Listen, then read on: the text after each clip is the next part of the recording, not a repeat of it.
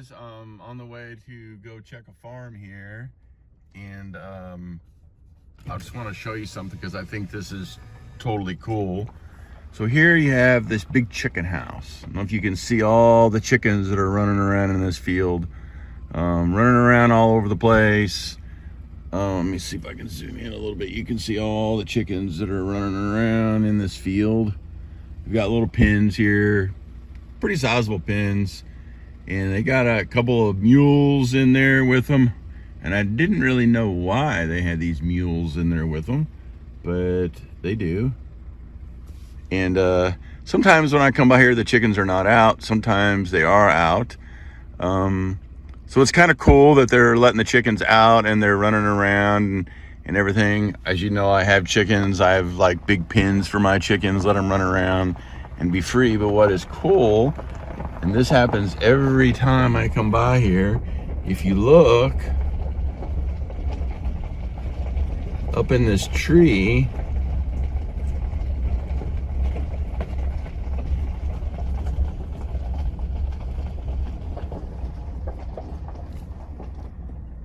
what do you see?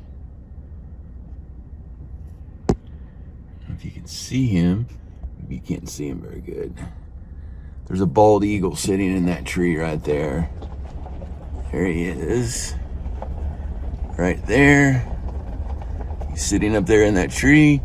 He is sitting there every day when I come by here. I've been coming by here for like, there he goes. There he goes flying. Right across the top of the chickens. And look at the chickens run. Look at them all run. Look at that. Look at them all run. They just take off running back to the chicken house as that eagle flies over them.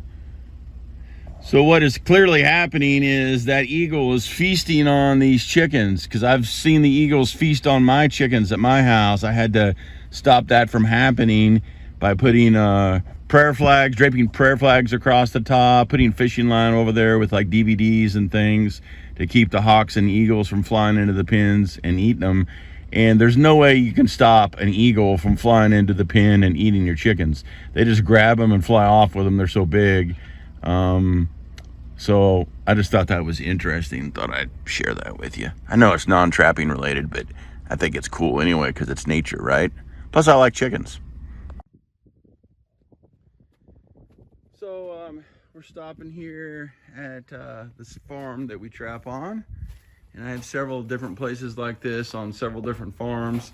And what we're doing is we're going back in here into his barn. He's got some hay stored over here, and he's got all of his panels and his chutes and everything in here for doctoring his cows and all that. And what we're doing in here is we have come in and we're getting some dry dirt. This is absolutely perfect, dry, nice dirt. And you can see we're just filling up some buckets. So we filled up 3 buckets. This one's full, that one's full, and another one in the truck is full. And we have 3 5-gallon buckets full of nice, super dry dirt. And as long as I do, I mean, I always try to get several of these before the season starts. And then throughout the year, I'll just resupply as I go. There's several of these places that I have on farms, and the farmers are always like, hey, get as much dry dirt as you need. I mean, it's dry dirt in their barn. They don't care. They want you to keep coming back and catching critters and stuff. So I just keep loading up as I need to, and it's a perfect place to get dirt. Perfect, never-ending supply of dirt that you can trap with. And, you know, 3 5-gallon buckets go a long way on putting out traps. So we're loading up 3 more buckets today, and these will get us to the next farms when we're getting ready to pull the traps that we have out right now, and we'll be ready to go. Going through one gate into the next property, and there's Athena, the trapping dog. She's all ready to go trapping. Aren't you, my friend? Yeah, you're a good girl. You're a good girl, you're ready.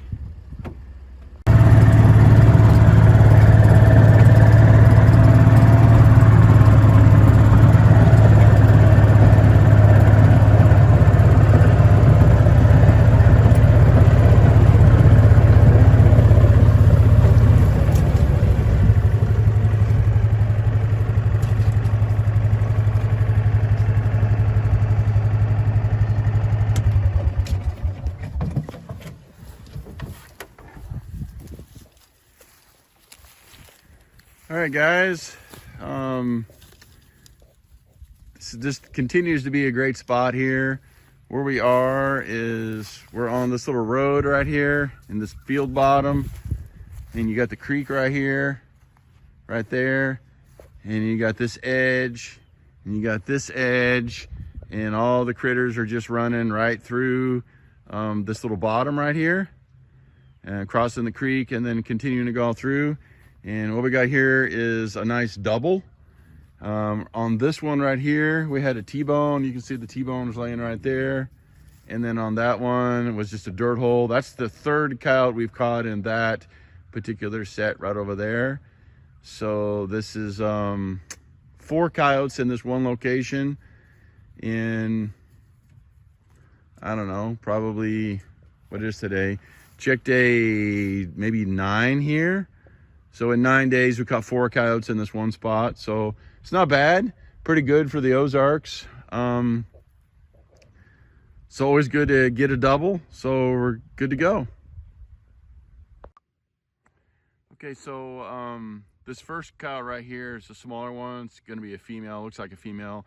And that one back there is a big male, but they both have pretty good fur and both good good catches. So we'll take care of both of these, and then I'm gonna reset both of these back, and then we'll just keep moving down this line, seeing how it goes.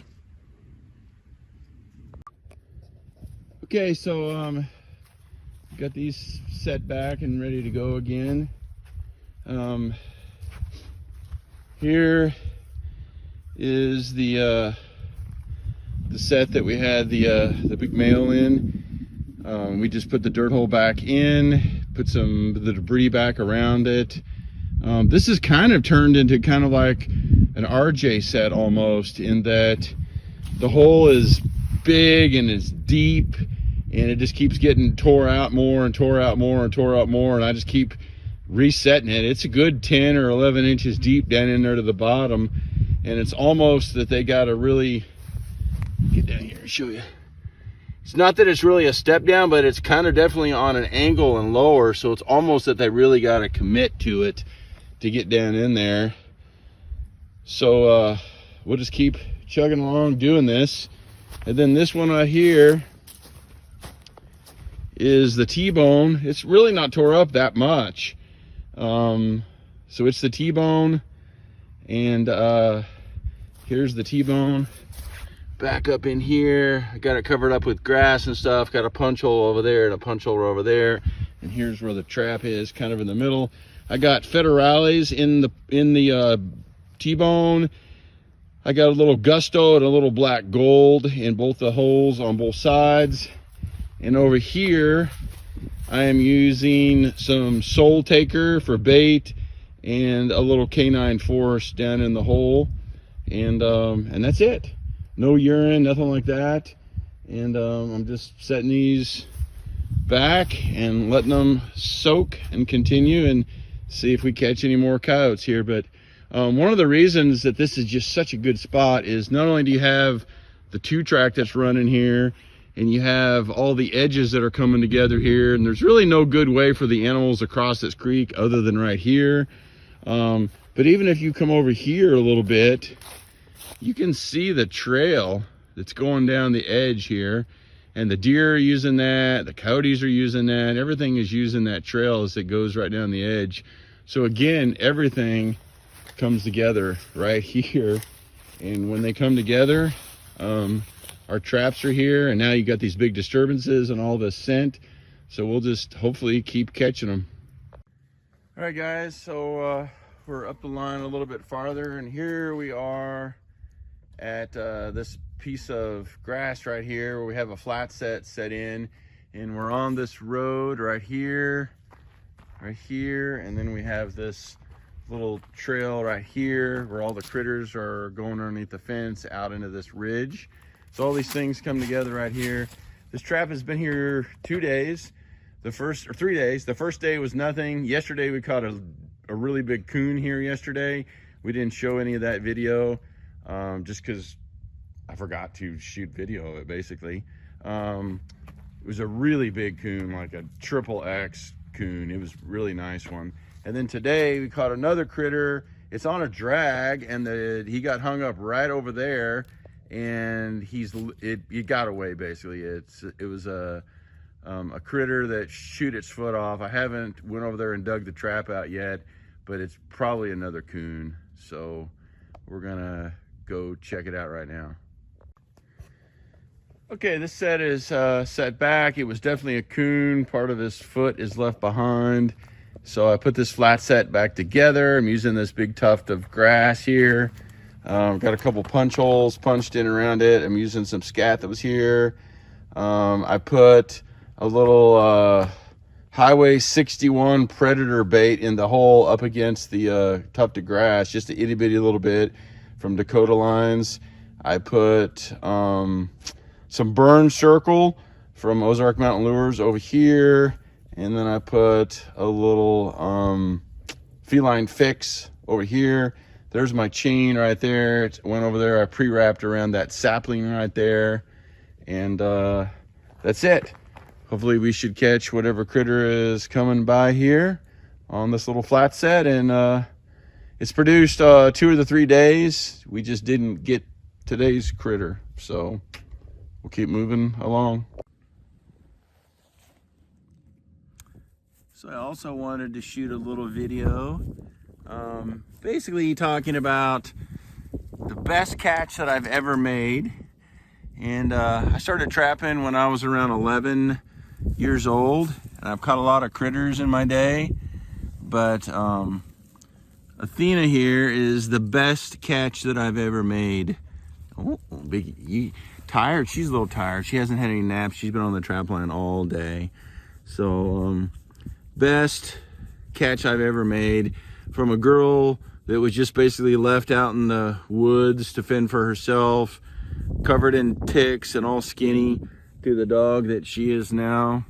Just goes to show you how great dogs are. And if you ever catch a dog and you know it's in a situation like Athena was in, don't be afraid to help that dog out. Be an adoptive dog parent and help that dog out, because Athena has